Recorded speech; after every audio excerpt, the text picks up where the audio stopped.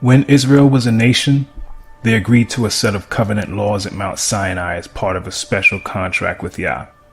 It meant that they were to be his people, and he would in turn be their Elohim. Now, as with all contracts, which usually involve at least two parties, in this case Yah and Israel, both parties were bound by certain agreements which were spelled out in the contract or covenant. The ancient people of Israel were told that if they obeyed the laws of the covenant, they would have Yah's protection and be showered with many blessings. If they disobeyed, they would receive punishment and suffer many curses.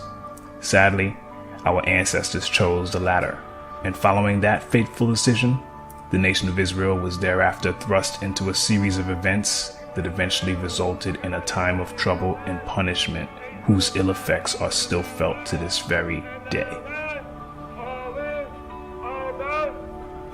$890. That's a good buy.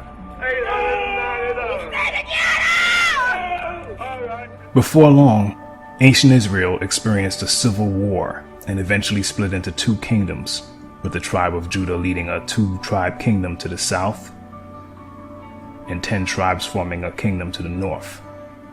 After a period of self-rule, the independence of the northern kingdom was threatened by the Assyrians. We get that account in the book of 2 Kings. Hoshea, son of Elah, began to rule over Israel in the 12th year of King Ahaz's reign in Judah. He reigned in Samaria 9 years.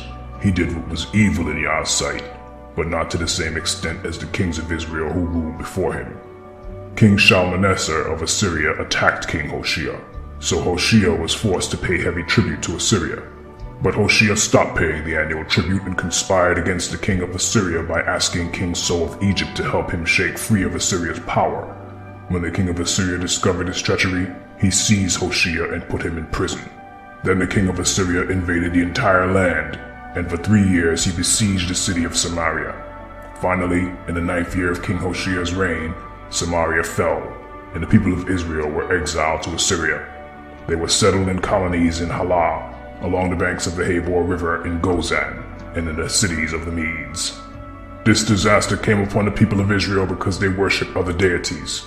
They sinned against Yah their Elohim, who had brought them safely out of Egypt and had rescued them from the power of Pharaoh, the king of Egypt.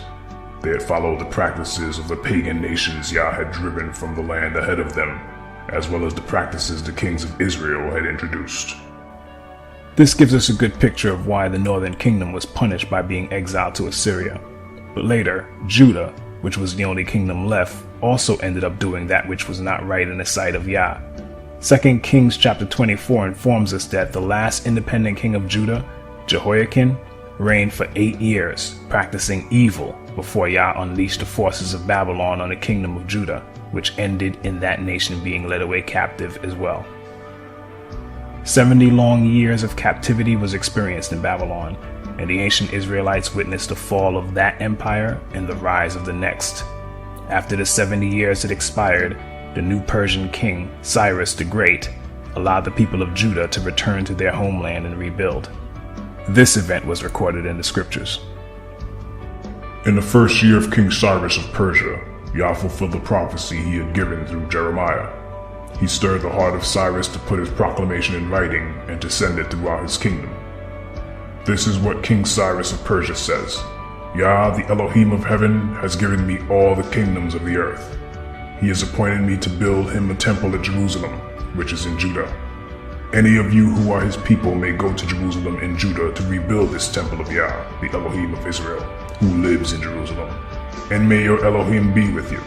Wherever this Hebrew remnant is found, let their neighbors contribute toward their expenses by giving them silver and gold, supplies for the journey, and livestock, as well as a voluntary offering for the temple of Elohim in Jerusalem. That second temple was indeed rebuilt, and it existed until the time of Yeshua, who prophesied its ultimate destruction. Sadly, many of the people of Judah rejected Yeshua, as they failed to understand the many prophecies and types that pointed to him, such as those found in Exodus 12 verse 5, Zechariah 13 verse 6, Genesis 49 verse 10, Isaiah 7 verse 14, Micah 5 verse 2, and so many others. Yeshua highlighted their rejection of him in several parables. A notable one is the parable of the evil farmers, which can be found in Matthew 21 verses 33 to 46. And in it, Yeshua reveals what the rejection of the nation he was sent to would result in.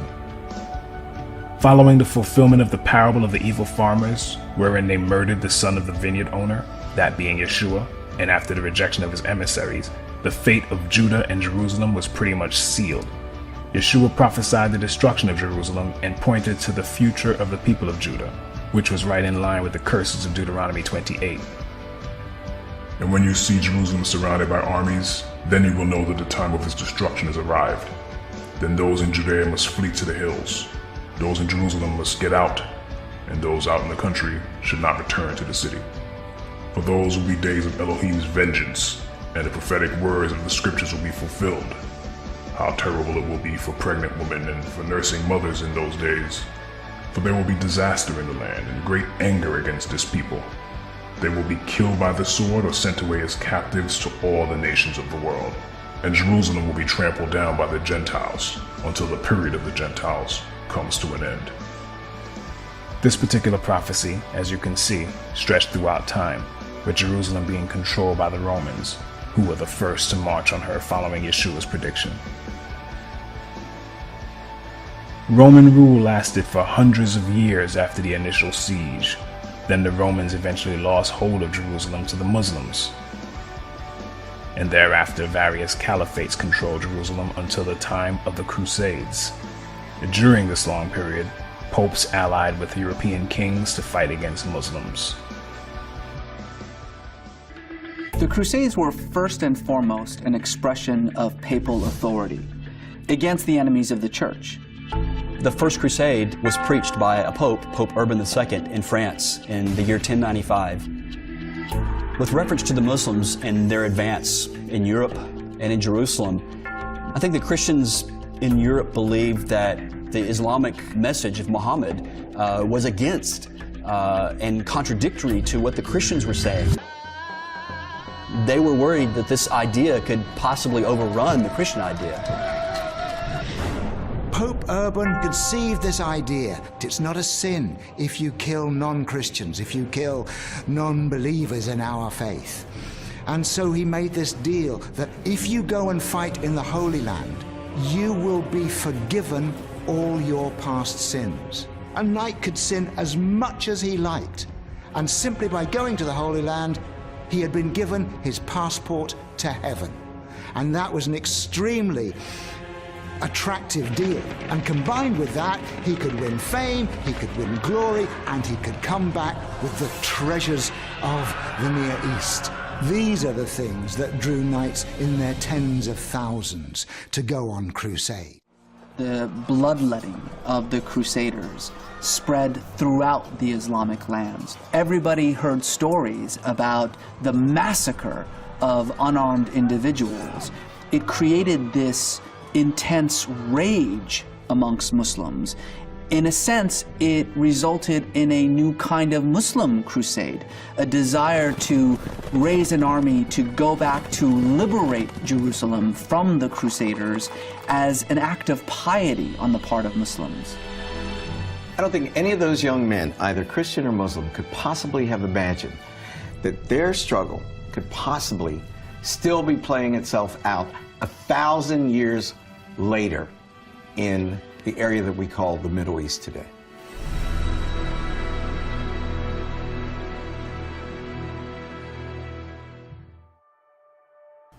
Following the Crusades, control of Jerusalem went from Mongol warriors to Egyptian Mamelukes to the Ottoman Empire, who surrendered Jerusalem to the British on December 9th, 1917.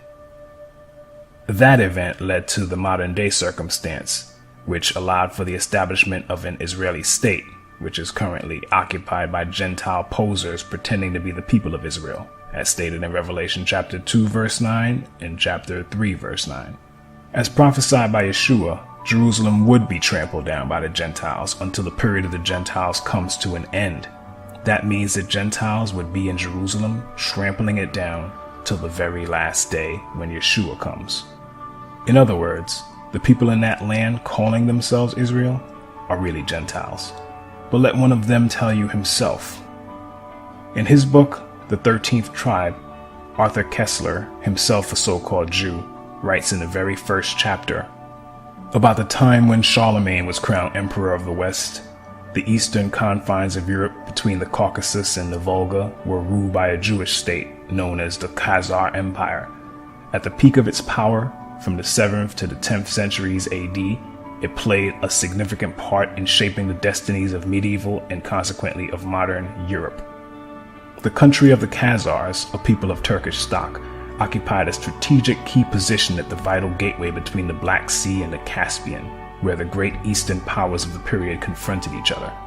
It acted as a buffer protecting Byzantium against invasions by the lusty barbarian tribesmen of the northern steppes. But equally, or even more important both from the point of view of Byzantine diplomacy and of European history, is the fact that the Khazar armies effectively blocked the Arab avalanche in its most devastating early stages, and thus prevented the Muslim conquest of Eastern Europe. It is perhaps not surprising, given these circumstances, that in 732, after a resounding Khazar victory over the Arabs, the future Emperor Constantine V married a Khazar princess. In due time, their son became the Emperor Leo IV, known as Leo the Khazar. Ironically, the last battle in the war, AD 737, ended in a Khazar defeat. But by that time, the impetus of the Muslim Holy War was spent. The Caliphate was rocked by internal dissensions, and the Arab invaders retraced their steps across the Caucasus without having gained a permanent foothold in the north, whereas the Khazars became more powerful than they had previously been. A few years later, probably AD 740, the king, his court, and a military ruling class embraced the Jewish faith, and Judaism became the state religion of the Khazars. No doubt their contemporaries were as astonished by this decision as modern scholars were when they came across the evidence in the Arab, Byzantine, Russian, and Hebrew sources. What is in dispute is the fate of the Jewish Khazars after the destruction of their empire in the 12th or 13th century. On this problem, sources are scant, but various late medieval Khazar settlements are mentioned in the Crimea, in the Ukraine, in Hungary, Poland, and Lithuania. The general picture that emerges from these fragmentary pieces of information is that of a migration of Khazar tribes and communities into those regions of Eastern Europe, mainly Russia and Poland, where, at the dawn of the modern age, the greatest concentrations of Jews were found. This has led several historians to conjecture that a substantial part, and perhaps the majority of Eastern Jews, and hence of world Jewry, might be of Khazar and not of Semitic origin. The large majority of surviving Jews in the world is of Eastern European, and thus perhaps mainly of Khazar origin. If so, this would mean that their ancestors came not from the Jordan, but from the Volga, not from Canaan, but from the Caucasus, once believed to be the cradle of the Aryan race, and that genetically they are more closely related to the Hun, Uyghur, and Magyar tribes than to the seed of Abraham, Isaac, and Jacob.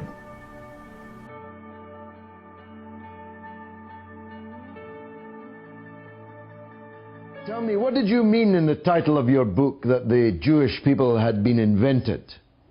It isn't a provocation. I meant it. I think that the Jewish people was invented.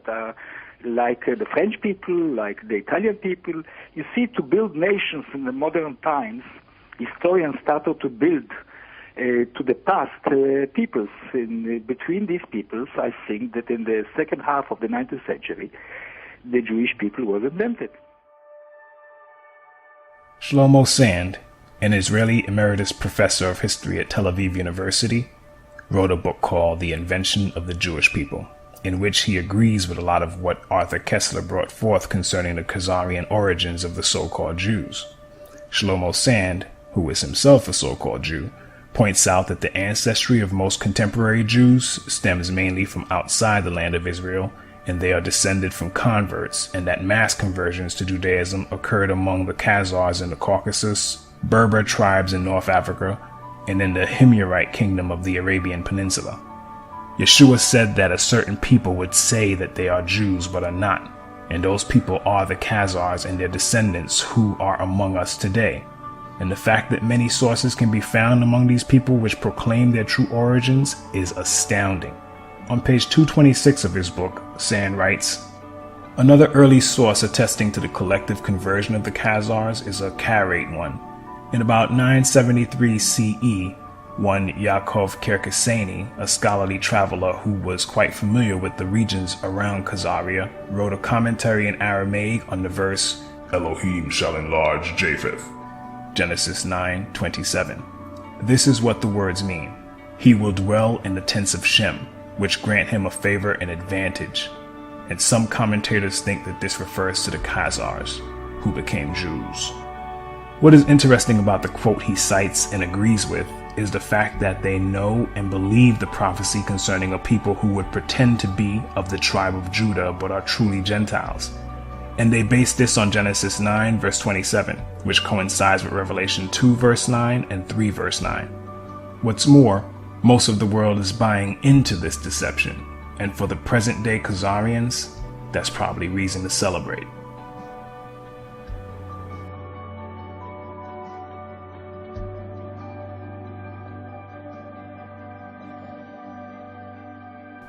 But getting back to Arthur Koestler on this subject, he writes, the Jews of our times fall into two main divisions, Sephardim and Ashkenazim.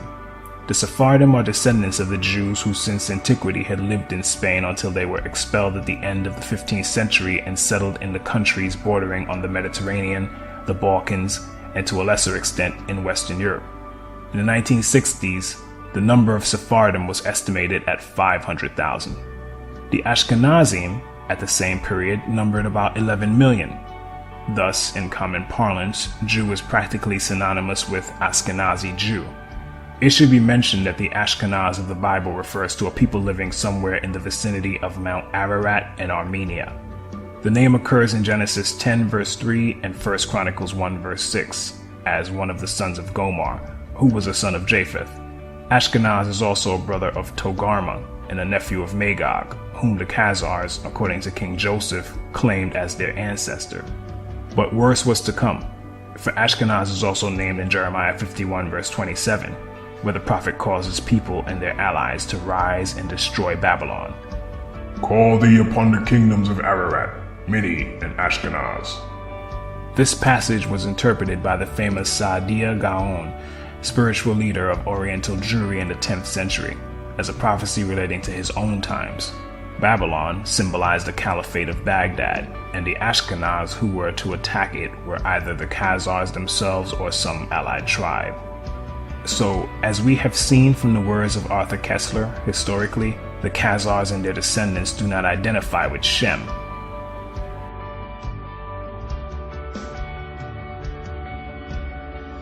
But rather, they identify with Japheth. And that is proved out in their own writings. This is a major fulfillment of scripture. All that being said, what happened to the real people of Judah in 70 AD, following the siege and destruction of Jerusalem? The ones who weren't captured by the Romans and killed or enslaved escaped. But where did they go? First, you have to understand that whenever trouble arose, such as severe famine in the land, our forefathers and mothers were known to migrate in order to avoid it. There are three famous accounts of Abraham, Isaac, and Jacob heading south when famine struck at different periods in each of their lifetimes. Abraham and Jacob went all the way south to Egypt, but Isaac went as far as Gerar. And let's not forget Joseph and Mary, who also fled south to Egypt with Yeshua to escape trouble. These acts are all somewhat prophetic, as they are a major clue as to what happened to the people of Judah following the destruction of Jerusalem. In his book, From Babylon to Timbuktu, author and historian Rudolph R. Windsor, a true Hebrew, writes, in the year 65 BC, the Roman armies under General Pompey captured Jerusalem. In 70 AD, General Vespasian and his son, Titus, put an end to the Jewish state with great slaughter. During the period of the military governors of Palestine, many outrages and atrocities were committed against the residue of the people. During the period from Pompey to Julius, it has been estimated that over 1 million Jews fled into Africa, fleeing from Roman persecution and slavery. The slave markets were full of black Jewish slaves. After the fall of the Carthaginian metropolis in North Africa, Roman power became dominant in the Barbary states. The pagans and the Romans attacked the Jews indiscriminately, both the Jewish soldiers and the uninvolved peaceful population. As a result of this merciless attack, many Jews fled to those parts of Northwest Africa known as Tunisia, Algeria, Morocco, and Mauritania. Many other Jews fled to the areas where Rome did not have any jurisdiction. This was to the region of the south, the Sahara Desert, and the Sudan. Windsor also tells us on page 86 and 87 that more descendants of Judah fled to the west coast of Africa in the 7th century after the Visigoths assumed power and began to suppress Hebrew customs with forced baptisms to Christianity. Windsor cites many credible sources to make his points. Among them is Joseph J. Williams, a 20th century historian who, in his 1930 book Hebrewisms of West Africa, wrote, "Whatever may be thought of the more or less mythological traditions connected with the earliest Jews in North Africa, it is now practically an established fact that a Jewish nation, Jewish at least in faith and perhaps too in origin, long held sway south of the Sahara." Now, while Joseph Williams, who is Caucasian and Jesuit, does provide meaningful and factual info that pertains to the descendants of the ancient Hebrew Israelites, he does so with a degree of reluctance, and the book is written through the lens of what I would call a racist and white supremacist viewpoint.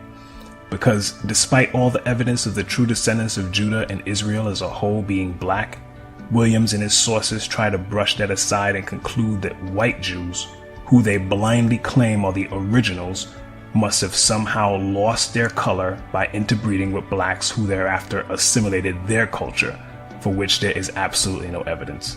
That said, Hebrewisms of West Africa is full of valuable information as regards the wanderings of the Hebrews following the flight from Judea, and it also gives great insight into the further scattering of our ancestors, as certain customs practiced in West Africa by our Hebrew ancestors found their way to islands like Jamaica, Haiti, the Virgin Islands, and many other places following the slave trade.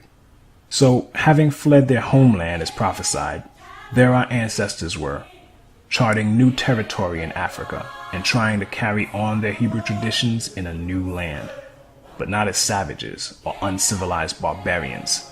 In fact, Rudolf Windsor tells us in his book, "The black Jews had an advantage over the African tribes.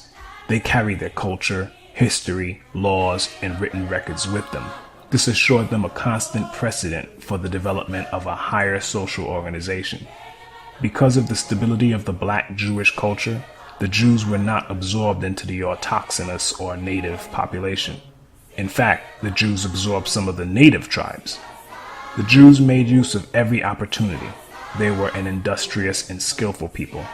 In the Jewish Ghanaian states were found kings, princes, governors, generals, secretaries, treasurers, revenue agents, judges, architects, engineers, doctors, jewelers, sculptors, masons, carpenters, painters of art, goldsmiths, leatherworkers, potters, armorers, saddlers, blacksmiths, agriculturists, etc. The survivors of the Roman siege of Jerusalem were able to flee that terror and carry on in a new land. But the relative peace our ancestors were afforded by escaping to Africa was broken by the Arab slave trade, which affected not only Hebrews, but men, women, and children from many other peoples that were usually of the lowest classes. The Eastern Arab slave trade, in particular, involved women and young girls, and a strict ratio of 2 women for each man was maintained. The Arab slave trade, as horrible as it was, eventually gave way to something much worse with the arrival of the Portuguese. Portugal broke from Arab rule somewhere between the 12th and 13th centuries and slowly rose to power. Because of this small European country, slavery would soon go from including people of lower classes from different ethnicities to being forced mainly on so-called blacks from the tribe of Judah. In the early 15th century, Portuguese shipbuilding in Lisbon and Porto adapted to the times, and the result was the caravel, a light and fast aerodynamic vessel that allowed Portuguese mariners to travel south along Africa's Atlantic coast in order to reach the gold-producing regions of sub-Saharan West Africa. After establishing several trading posts and colonies in the region, other markets began to open up, such as the lucrative commerce in India, and overseas expansion resulted from Portugal's many trade networks. The Portuguese became heavily active in slave trading in Africa around 1445, after they discovered the Cape Verde Islands and settled there. Slavery was used to fuel their expanding empire, and slave trafficking became integral to their enterprise. When it became apparent that slavery was big business, a law had to be created to protect it. Thus, the sitting Pope, Pope Nicholas V, issued a papal bull, the strongest command of a pope, titled Romanos Pontifex, Latin for the Roman Pontiff. He issued the bull to King Alfonso V of Portugal on January 8, 1455, and it allowed the king to, and I quote, invade, search out, capture, vanquish, and subdue all Saracens and pagans whatsoever, and other enemies of Christ wheresoever placed, and the kingdoms, dukedoms, principalities, dominions, possessions, and all movable and immovable goods whatsoever held and possessed by them, and to reduce their persons to perpetual slavery. This was basically a license and go-ahead for King Alfonso, who alone was personally named in the papal bull, to send vessels to search out, capture, vanquish, subdue, and enslave Hebrews, particularly the people of Judah, whose existence, kingdom, and territory they were well aware of. The people of Judah were their primary concern, in fact, and they are the so-called Negroes who were rounded up and scattered throughout the four corners of the earth, just as Yeshua said they would be, back in Luke 21, verse 24. They will be killed by the sword or sent away as captives to all the nations of the world. And this also coincides with the curse of Deuteronomy 28, verse 64. For Yah will scatter you among all the nations, from one end of the earth to the other. When I say they were aware of who Judah was, I'm not conjecturing. Proof is in the record. If you do a Google search and type in a new and accurate map of Negro land, a list of results will pop up.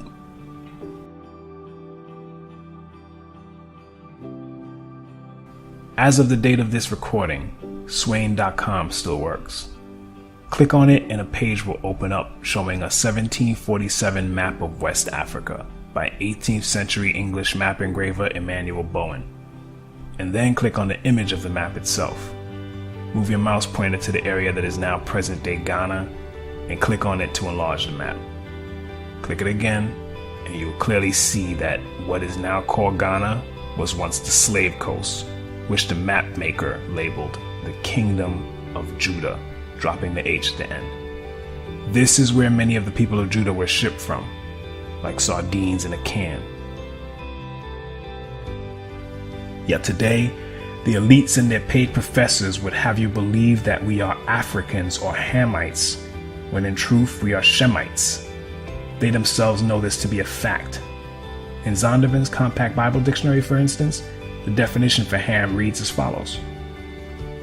Ham, the youngest son of Noah, born probably 96 years before the flood, and one of 8 persons to live through the flood. He became the progenitor of the dark races, not the Negroes, but the Egyptians, Ethiopians, Libyans, and Canaanites. They say not the Negroes because Shem is the progenitor or father of the Negroes. Though both lines are comprised of so-called blacks, Africans and so-called African Americans are not the same. We are Hebrews and they are Hamites. But there are still many Hebrews in Africa, however.